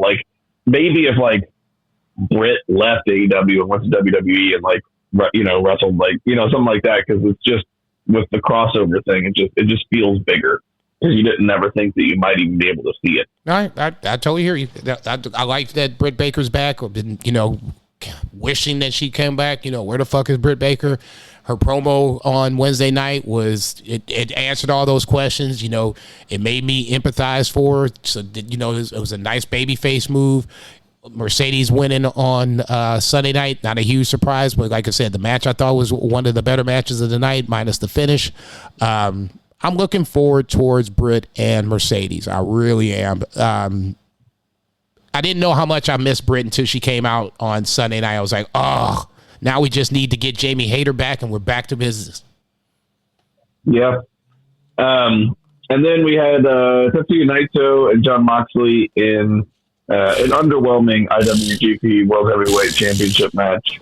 So, I don't know, like, Naito, I mean, the match, like, structurally, like, if you look at, like, how they laid it out and stuff, it was laid out well to be a really good match. It was almost 20 minutes, like, so it wasn't going to be, like, one of those, like, big, like, 30-minute epic New Japan matches, but the way they structured it, like, it could have been, but it just wasn't clicking. Also, the crowd, I think, maybe played into it, but they were into the main event and they were into the match that preceded it. So I'm not going to blame the crowd. Nope. I'm really going to blame just Naito just ain't got it like he had it. And I mean, it sucks. Yes. But also it's wild that they're going with what they think is a sure thing by putting the title back on him instead of going with anybody new because, man, he just ain't a sure thing anymore. What's your take on it? No, I agree with you totally. I mean, I love Naito, but this was hard to watch. The Sonata Naito match when Naito just won the title back and Sonata challenged him. I thought that was probably one of the worst Naito matches I've ever seen. This was worse than that. It was just getting hard to watch.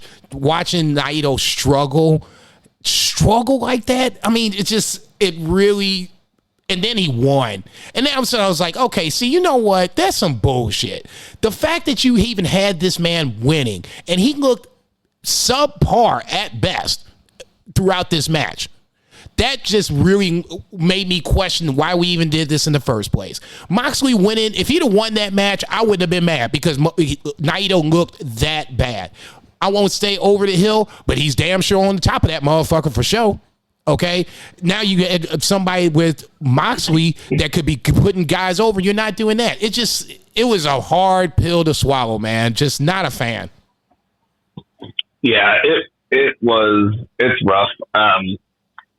And, definitely, I mean, Naito has looked worse. Like, there was a period of time, like, remember, like, he was, like, super beat up. Like, remember when, like, him and Ibushi were feuding? Mm-hmm. And, like, both those dudes were just, like, fucking decimated.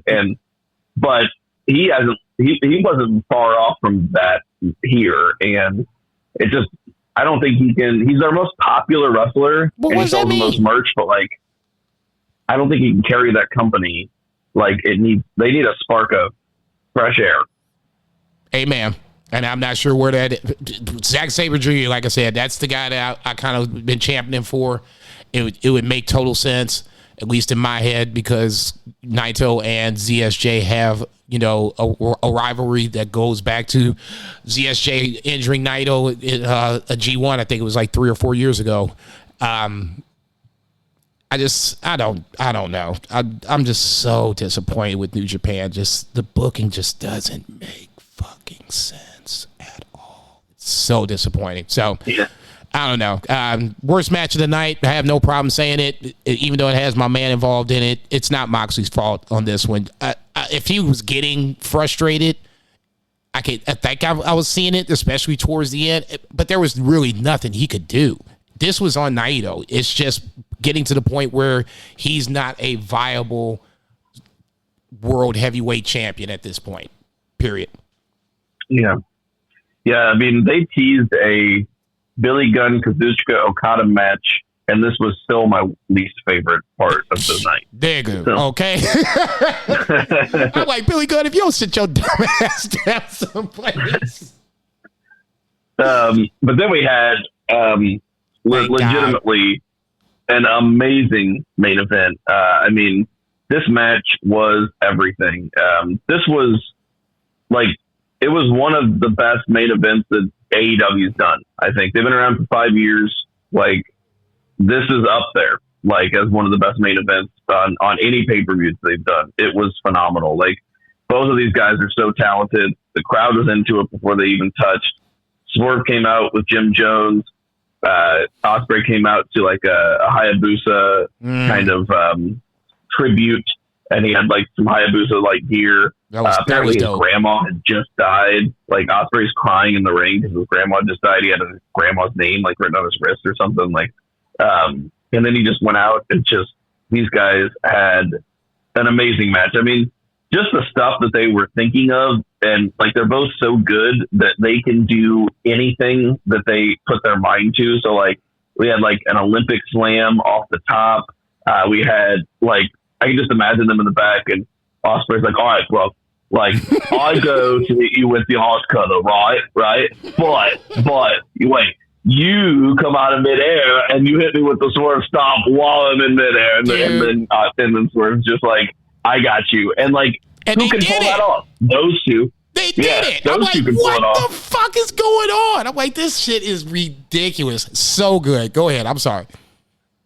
They did a Swerve stomp where Swerve was inside the ring. Ospreay was outside the ring in front of the announce table. And like Ospreay like jumped just right at the right moment to take the stomp on the table. Like perfect. Just absolutely nuts. But this also had some fuckery, some storyline. So there was a ref bump. Don Callis comes out, gives him the screwdriver, gives Ospreay the screwdriver. Ospreay decides not to use it, which ended up being his downfall. They also played into the Tiger Driver thing. It seemed like he was like fully ready to use the Tiger Driver. I know Wednesday he said whenever he asked for his break from Don Callis' family, he said, you know, like I couldn't use the Tiger Driver, but like it seemed like he was like ready to use it in the match. I was about to say, you better pull that motherfucker out if you want to win this match. It was getting to that point. I mean, both guys took each other's best shot, crazy wild spots, and then like you said, at that point, it was, to me, it felt like Tiger the Driver or bust, because there nothing else that Will had done to that point could keep Swerve down, and vice versa. So I mean, you really had to dig in. Hell, Swerve had to, you know, use this the wake up call, whatever, twice. I mean, shit, the house call. I'm sorry, he used that twice to finish the match. So I mean, that's what I'm saying. All the choreography aside, there was still a story being told. One, Don Callis and Will Ospreay, and then two, the Tiger Driver, will he or won't he? I thought it was so well done. I mean, this was a nice little cherry on top of the fucking card. It exceeded expectations, which is kind of crazy to say, because the bar is set so high, especially with Will Ospreay. But I think Swerve kind of got his credence, so to speak. I guess apparently backstage there's some rumblings about people not wanting to put Swerve over because he's still seen as a mid-card guy. And Will Ospreay, you know, made it a point to go out and lose clean to Swerve to make him look like a stronger champion. If that's the truth, that's why Will Ospreay's the shit right there. Not only can he wrestle, but he doesn't mind putting somebody else over for the greater good. Because if you do it, that means everybody's going to rise up. You know, rising tide floats all boats. But neither here nor there. I thought this was the match of the night easily. Oh God, yeah. I mean, this was one of the matches of the year. I mean, it might be another Will Ospreay versus fill in the blank for match of the year again. Yeah, I know. We're gonna have that category of best match that is not Will Ospreay. Like, it's gonna have to be a thing, and then Will's gonna have his own category. Yeah, best Will Ospreay match. Yeah, it's totally getting to that point. I wish we would have been doing the pod when like Okada was having a monster run, and we could have been following that. This run from Will Ospreay, whether it's New Japan, AEW, TNA, you know, Rev Pro, whatever, Will Ospreay is just really just an amazing athlete. I won't say, at least in my mind, if I just look at a wrestler I really like, Will Ospreay is at the top of my list. So for me, I consider him the best wrestler in the world.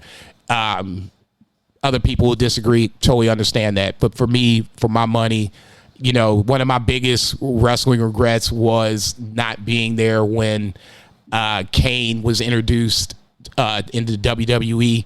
Not seeing Danielson Ospreay is now starting to become the biggest wrestling regret I've ever had.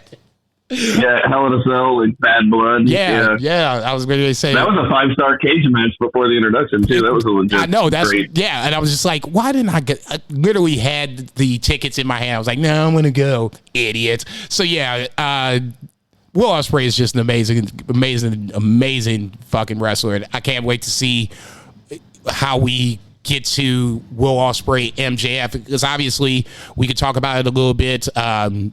MJF turns completely heel on Daniel Garcia, low blows him, busts him open, busts Bill's favorite Matt Menard open, and does I guess a tombstone off the second rope to seal the deal.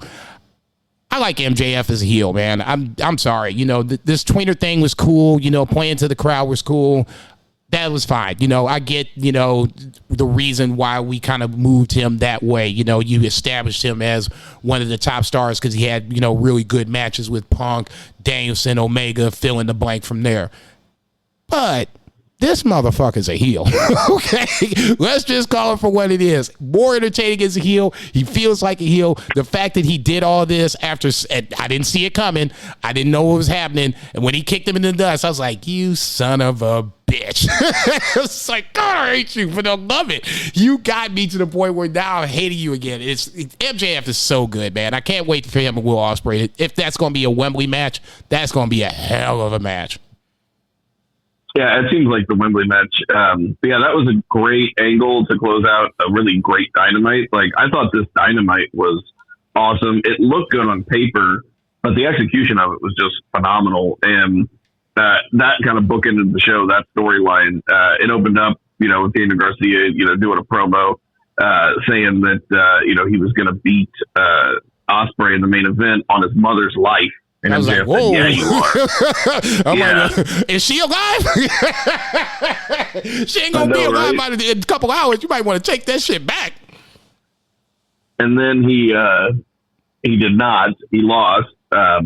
He didn't, take MJF's advice. He didn't use the Dynamite Diamond Ring. He lost. And yeah, they had that angle that you just mentioned. But basically, MJF is a great heel. We all know that. So this is cool.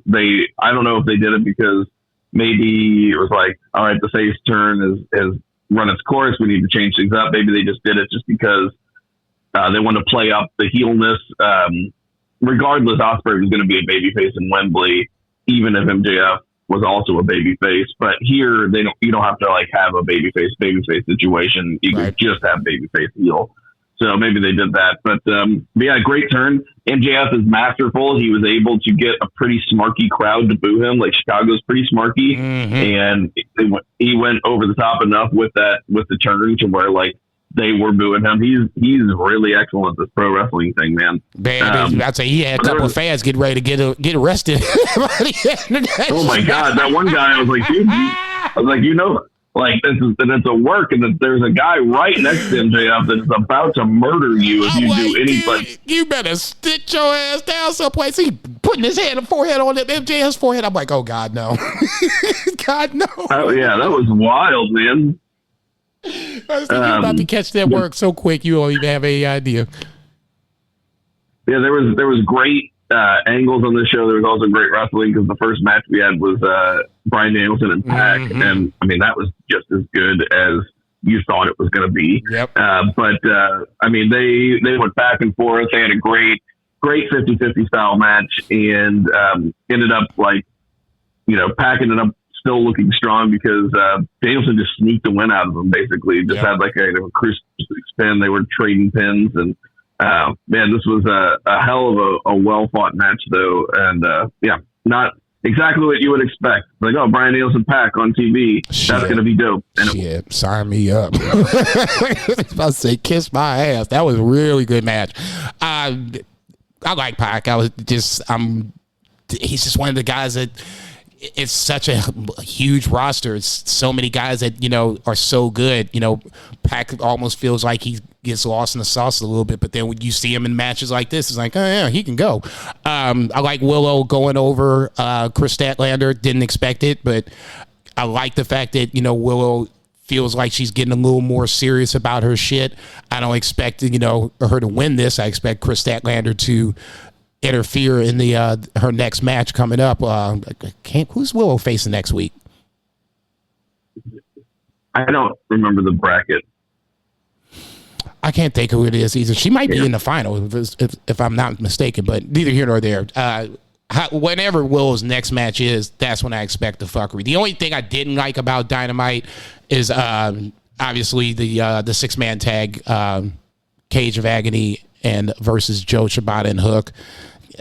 Cage of Agony is such a horrible name, and they're so good. It's just, goddamn, man.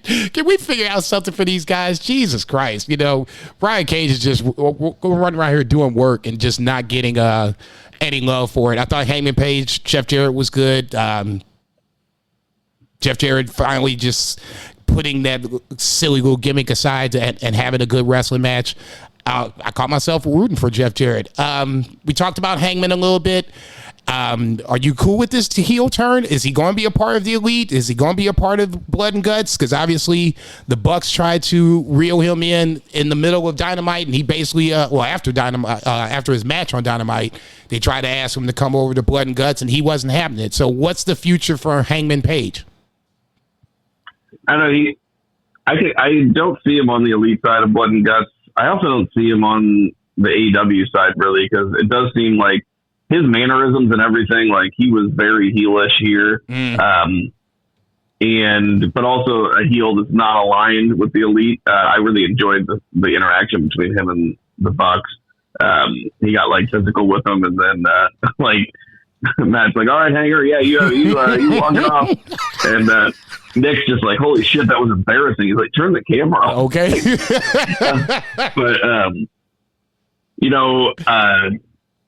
The match with Jarrett, it makes sense because Jarrett was coming in uber babyface. He was going to be a heel, but he was really, even if they were going to cheer him, which they did not, even though it was like a return, as far as like in the match, he was really going over the top to come off like a real dick. Right. He's definitely going to the finals. It's going to be Danielson Page, which we've seen that match before. It was great. That'll be a great final. There'll be a lot of intrigue there. Blood and Guts is not necessarily doing it for me. It's one of those things where it's like, hey, remember whenever like WWE would be like they had the Hell in a Cell pay-per-view. It's like, okay, we're getting around to the time of the year where we do Hell in a Cell, so let's do it. And it's like, we don't have to do Blood and Guts if there's not like if really not acclaimed in a Blood and Guts match. Right. Yeah, like there's no reason, no, like it's fine. Like if you want to wrestle and have feud those guys, but like the Acclaim don't need to be in a Blood and Guts match. If you really want to do like a AEW versus the Elite, like it should be guys like, like the former like champions. It should be like Hangman and Samoa Joe and like Swerve or like people adjacent to that. Right. Not the Acclaim. I don't know. No, the Acclaim doesn't feel like they should be in a Blood and Guts match. I totally feel you on that. As much as I'll defend the Acclaim until the sun comes up. This just feels like a weird fit. You're gonna have to make it make sense in this scenario. Maybe they lose to the Bucks, but the Bucks attack them. After the match or whatever and bust them up or something like that. Or, if the Acclaim win and, the Bucks attack them post-match, that would make sense. But right now, as it stands, it's just, I don't know. I mean, the Acclaim is a round peg and going into a square hole when it comes to Blood and Guts, at least for me. You got to make it make sense. Yeah. But yeah, we'll see. That's AEW. That was a lot, but we did have a very long pay-per-view to get through. So no, I was getting ready to say I thought the pay-per-view was overall good. Give a letter grade for it. I'd say B+. I said B- in my head. I'm gonna stick to it. It was there was a lot of good, but when the bad happened, it was just like the Naito Moxley match, and it's not even that fact that Naito won. It was the match was so goddamn bad. I mean, damn. That motherfucker was hard to watch. And that's my boy. I can understand now, like, people that love Willie Mays, that was old enough to watch Willie Mays in his heyday, him kicking ass and taking names, and then him going to the New York Mets and then being absolute dog shit. It just feels like Naito just went to the New York Mets and feels like absolute dog shit. Very curious to see how he looks in the G1. We'll talk about the G1 in our odds and ends, but It's prediction time. Let's get to that 3 count. All right, it's prediction time. Let's kick this music. Let's start. We'll do it chronologically. We'll do Money in the Bank first. That's happening on Saturday night. I believe it's from Toronto. Is that right? Or is it Montreal? Money in the Bank is Toronto. I don't know. I think Toronto. I think that would make sense because Heatwave's in Toronto, so it would make sense for both to be centered in Toronto. But neither here nor there. I was just getting ready to talk shit about Bill. He just shot his predictions to me. You're lucky, motherfucker. He was getting ready to take a fat ass 0 for this. But he gave me the Money in the Bank predictions. I'm sure I'll get the Heatwave predictions here at a later point. Neither here nor there. Let's kick it off on Money in the Bank. Let's start off with one of the Money in the Banks. The men's Money in the Bank is what Wikipedia has first, so we'll start with that. In no particular order, it's Jey Uso versus Carmelo Hayes versus Chad Gable versus Andrade versus LA Knight versus Drew McIntyre. Wrong button.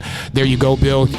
See, I was doing so well for an hour and 45 minutes and pushed the wrong button. Fuck it all up. I'll let you go first, Zach. Well, actually, I'll go first because I know I threw a lot of names at you. I'll go first. I'll have to write Bills down in a second, but neither here nor there. From least to most, I have Carmelo Hayes at number 6. I would love to see him do some damage here, but to win the Money in the Bank seems a little far-fetched. 5, I have Andrade, one of the, I guess, the stars that are getting a second chance. Maybe he can do something impressive here, springboard that into a program down the line. 4, I have LA Knight. Doesn't have to win it, shouldn't he really be in it, but he's in it. I would expect Logan Paul to cost him in some form or fashion. 3, I have Chad Gable. As much as I love Chad Gable's heel run, I think this heel run is leading towards the Intercontinental Championship. That's his focus. That's his baby. That's his precious. I got Chad Gable at 3. 2 and 1 can be interchangeable, and I can understand how people will interchange 2 and 1. But for me, my official pick, I got Drew McIntyre at number 2, Jey Uso at number 1. I could easily see Drew winning this and then losing it at somewhere down the line because CM Punk gets involved. I can see CM Punk costing Drew McIntyre the match during the match and Jey Uso winning it. You got intrigue on it, but I'm sticking to my gut. My gut says Jey Uso, so I'm going Jey Uso to win the men's Money in the Bank. 3 Beer, who you got? All right. Pretty similar for me. I've got, but a little different. I've got Andrade at the bottom, Carmelo Hayes at number 5, Chad Gable at number 4, LA Knight at number 3, and then Jey Uso at number 2 and Drew McIntyre at number 1.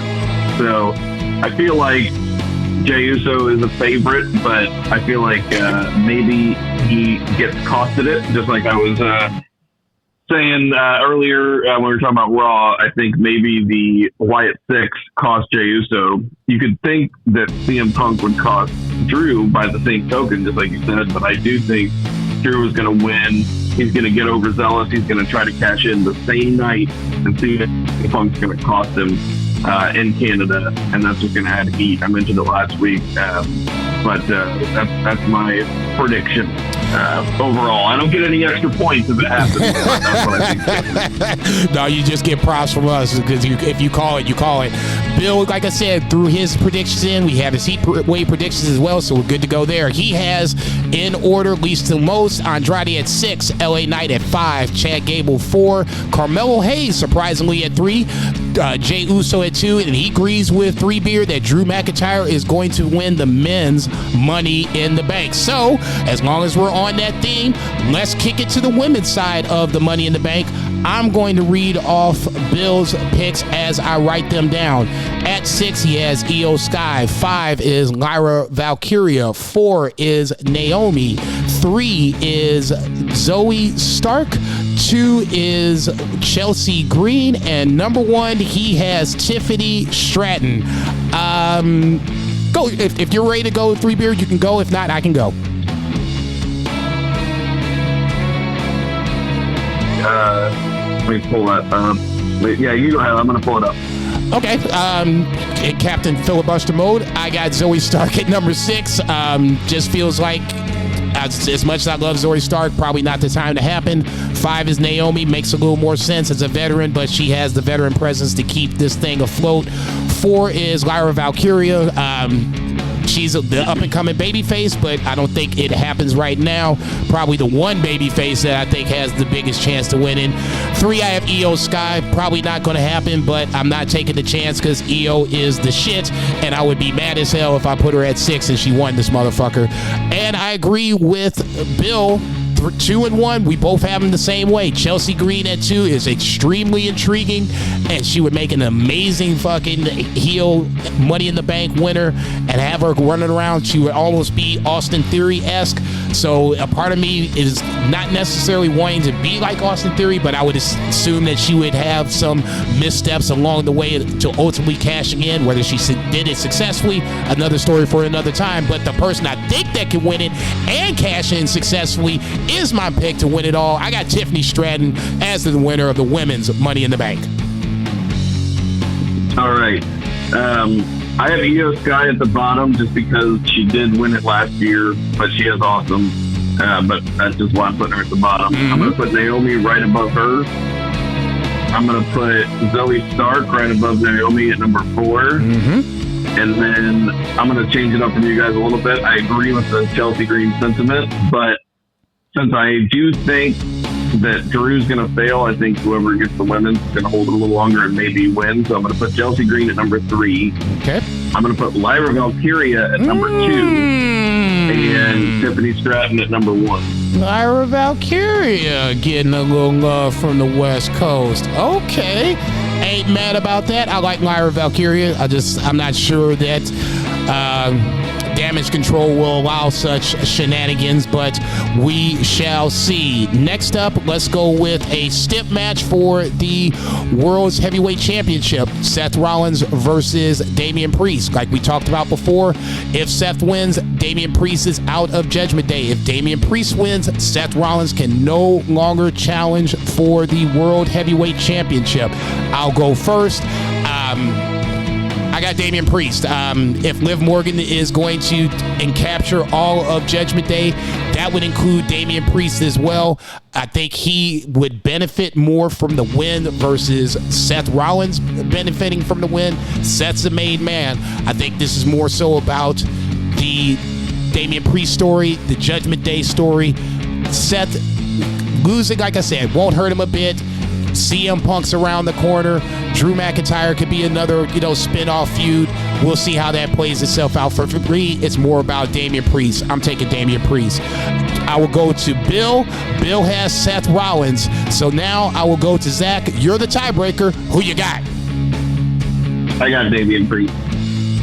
Okay. 2 for Priest, 1 for Seth Rollins in classic Bill fashion. I love that. He always throws a little, I won't say this is wonky, but at least he's making it interesting and he's not even here. Yeah, exactly. You stole my thunder. Next up, we're going to, at least this is Wikipedia's order, it kind of makes sense. Sami Zayn versus Braun Breaker for the Intercontinental Championship. I will let Zach go first. I'm writing Bill's pick down as we speak. Give me Braun Breaker. I just think it just makes sense. He's white hot right now. Sami doesn't need the title. He's been Intercontinental Champion before. It was cool for him to win it. Feel good moment, but we don't need long mid-card title reigns. We just had a very long Walter's reign. Let's get the thing on a hot new guy. Tie break. Obviously, with me saying that would indicate that Bill took Sami Zayn. I don't know, man. I just don't know. I really want Sami Zayn to win. I feel like it's almost too early for him to drop the title, but I'm with you. Braun Breaker is just white hot. I'm a big fan of the strike where the iron is hot kind of deal. I'm gonna go with you. I'm gonna take Braun Breaker. This is the only one I didn't have written down, and like I said, for me, this is a coin flip. I wouldn't be surprised to see Sami win it. I wouldn't be surprised to see some sort of fuckery where you spill it over to SummerSlam and have another big match. I'm going to take Braun Breaker. It feels like this is the time they pull the trigger. Gunther wins the title. You got an immediate opponent in Sami Zayn, so we'll go with that. What Wikipedia is calling as the main event is the Bloodline. In this case, it will probably be the GOD of Tama Tonga and the infamous Tongaloa with Solo Sikoa versus Cody Rhodes, KO, and Randy Orton. I'll go first. I'm taking the Bloodline. After what we've all seen leading up to this point, I would think it would be borderline stupid not to have them go over. Bill agrees with me on that. He's taking the Bloodline as well. What say Zach? Yep, I'll take the Bloodline, and unfortunately, I think it's up to Kevin Owens to eat the pin here. Hey, somewhere. I was about to say, Bill's heart might have just had a palpitation there because you said some shit that he probably would just have a goddamn fit over, but neither here nor there. Let's flip over to Sunday night. Heatwave is on Sunday night. We'll start with the pre-show match first. You have Ariana Chance and Carmen Petrovic versus JC Jane and Jasmine Minks. I'll go first. I'm taking the heels here. Just nothing about the baby faces make me want to see them, want them to win, yada, yada, yada. Who you got? Oh, man. I'm just going to go with... Shit, I'm just going to throw out Petrovic and Grace. I don't know. Like, I don't have any strong feelings about this one. Looks like Bill did not put one down, so he loses a point. Sorry, Bill, you idiot. You got to look at the whole thing. No, I'm fucking with you. I'm sure he just looked on Wikipedia, and that's what Wikipedia had. Speaking of which, Chase U on Wikipedia is going to open up Heatwave versus Axiom and Nathan Frazier. For those who didn't watch NXT on Tuesday night, Nathan Frazier basically not paying attention to this match. Feels like it's going to be a win.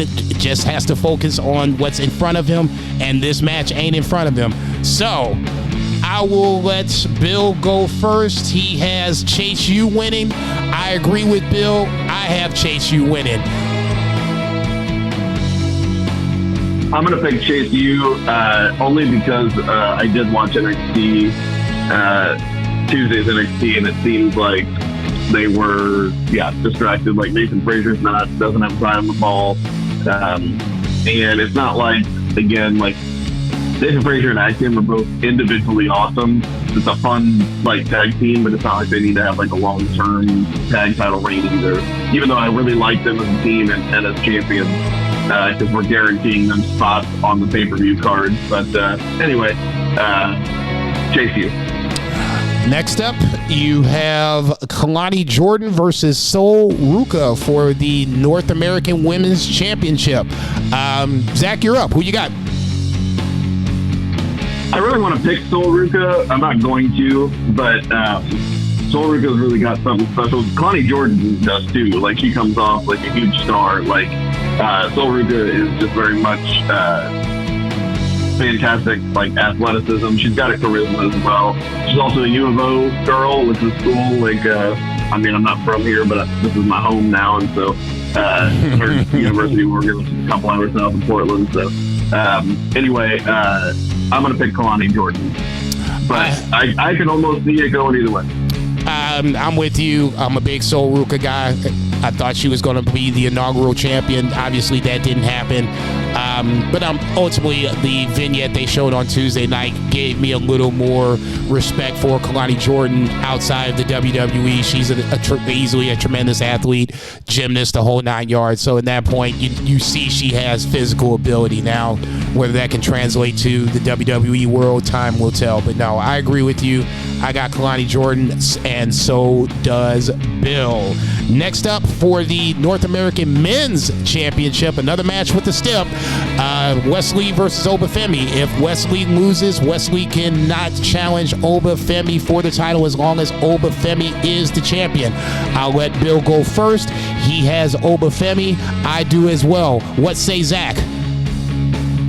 I've got Obafemi also, and him not challenging Obafemi is fine because, we saw he was just in a three-way with them. It just keeps him away. That's fine. Okay. Next up for the women's NXT. He can challenge Trick or whoever, he's great. That's exactly what I said. I don't think it's the worst thing in the world that Wes loses. Wes Lee and Trick Williams sounds like a fucking fun-ass match to me.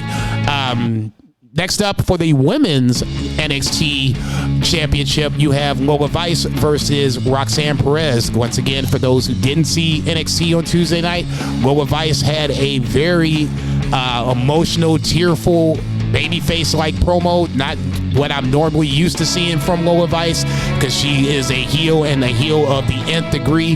But it was a nice little change. It made me, at least want to see Lola Vice do well. Unfortunately, I'm just not buying it. This is my Stone Cold Lead Pipe lock of the week. I'm taking Roxanne Perez over Lola Vice. Yeah, I've got Roxanne too, so that was pretty funny when I was watching it. Not that her promo was funny, but I was like, oh man, she pulled out this promo just to go lose. That's what I was thinking.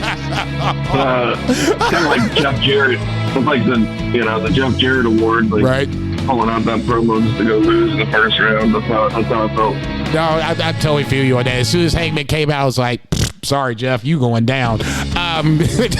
Bill has Roxanne Perez as well.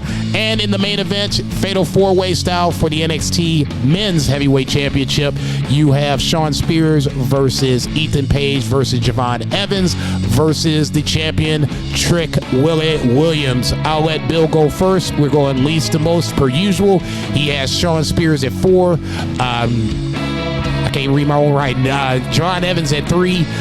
Ethan Page at 2, Trick at 1. I'm a little different. I have Javon Evans at 4, Shawn Spears at 3, Ethan Page at 2, Trick at number 1. You gonna be bold? Are you gonna pick somebody besides Trick? I had the same thing as Bill.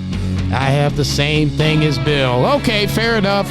Not the surprise. Trick feels like he's going to be champion for a little bit. I'm not saying this is going to be a bad match, but I'm very curious to see how Shawn Spears and Ethan Page look. They've been pretty good on the NXT side of things since they've come over. This is another opportunity to build them up post Heatwave to make them, mid-card, top of the heel, upper mid-card heels, whatever you want to call it. So very curious to see how that unfolds. So you have our predictions. We'll be back next week with some updated standings, since I'm sure Bill's going to crow his motherfucking head off if he is back up in front. This is Banned from Ringside. All right, so let's do a couple of odds and ends on the New Japan side before we get out of here. Obviously, we had some play-in matches, for lack of a better term, to decide the final two spots on the A and B side. We'll just jump to the chase very quickly. You had, if I'm not mistaken, Bolton Oleg and Callum Newman have both advanced on their sides of the tournament. So in this scenario, you would have Bolton Oleg, I believe, is on the B side, if I can get my damn computer to work. He's on the B side on the B block, for the lack of a better term. And then obviously the A block has Callum Newman. Let me bring up the blocks really quick, as this is some amazing pod. That damn computer just froze right up on a motherfucker. That's some horrible shit. Work with me, 3 Beer. What do you think of some early thoughts about the G1 starting on July 22nd? Real big bummer not having Ishii in. Understandable. Understandable he's getting up there. Like, it's a grueling schedule. Real big bummer not having Tanahashi. That is even more understandable. But Tanahashi's been in the G1 literally since I've been watching the G1. And he was in it for many, many years before I started watching the G1. So he's just been in there a long time.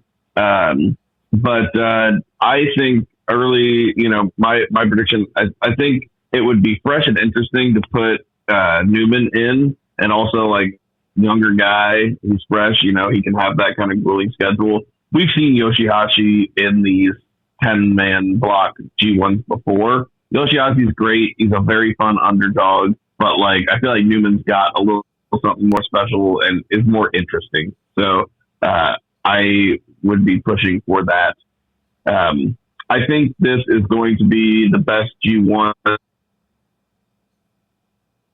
And I think going back to 10 is a good move.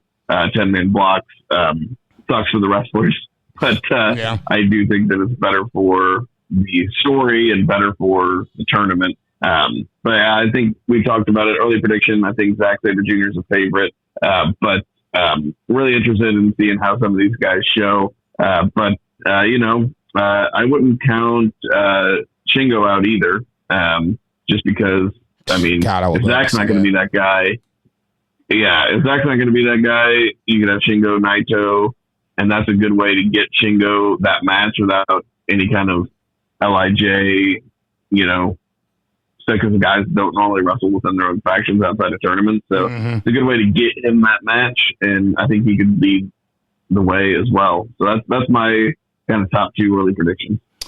I lied. The G1 starts on July 20th and ends on the 18th. Just for the record, so nobody talks crazy shit on me, Callum Newman defeated Yoshihashi to win the final block on the A side. So on the A side, you have Naito, Shota Umino, Sonata, Shingo, Great-O-Khan, Zack Sabre Jr., Evil, Gabe Kidd, Jake Lee from Pro Wrestling Noah, and now the aforementioned Callum Newman from the United Empire.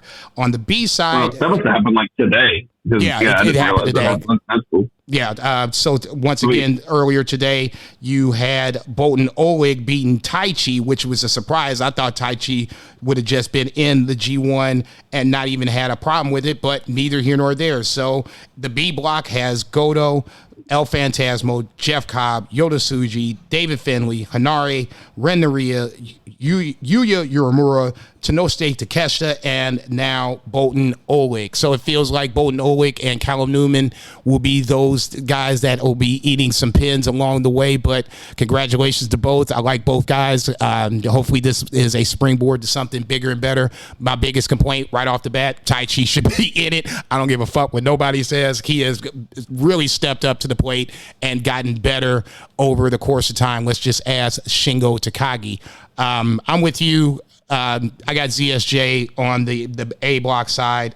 For shits and giggles, B block, I wouldn't mind seeing Yota Tsuji at least being in the final. Jeff Cobb on the B block side, I think, is another one that should be getting some love and just simply isn't. If it's not a New Japan guy, then obviously I would love to see Takeshita win the B block. I'll go Jeff Cobb, B block, ZSJ, A block, ZSJ winning the whole damn shooting match. And one last thing before I forget, Doki wins the IWGP Junior Heavyweight Championship off of El Desperado.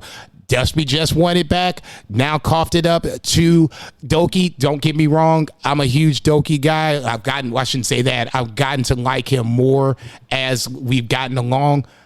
Just a bit of a surprise. I haven't seen this match yet. I'm curious to see how this one unfold. I know Doki was getting a push, but this feels like a lot. But neither here nor there. Like I said, G1, July 20th. Obviously, we'll be talking about more about that and more of the G1 once it unfolds. This is Banned from Ringside. I don't think there's any more odds and ends in that scenario. No birthdays. I just don't know where to look for the birthdays, to be perfectly honest. That's more of a Bill thing. I talk shit, smoke some weed, and make some bad takes. So that's more my thing. So on that lovely note, let's wrap this sumbitch on up.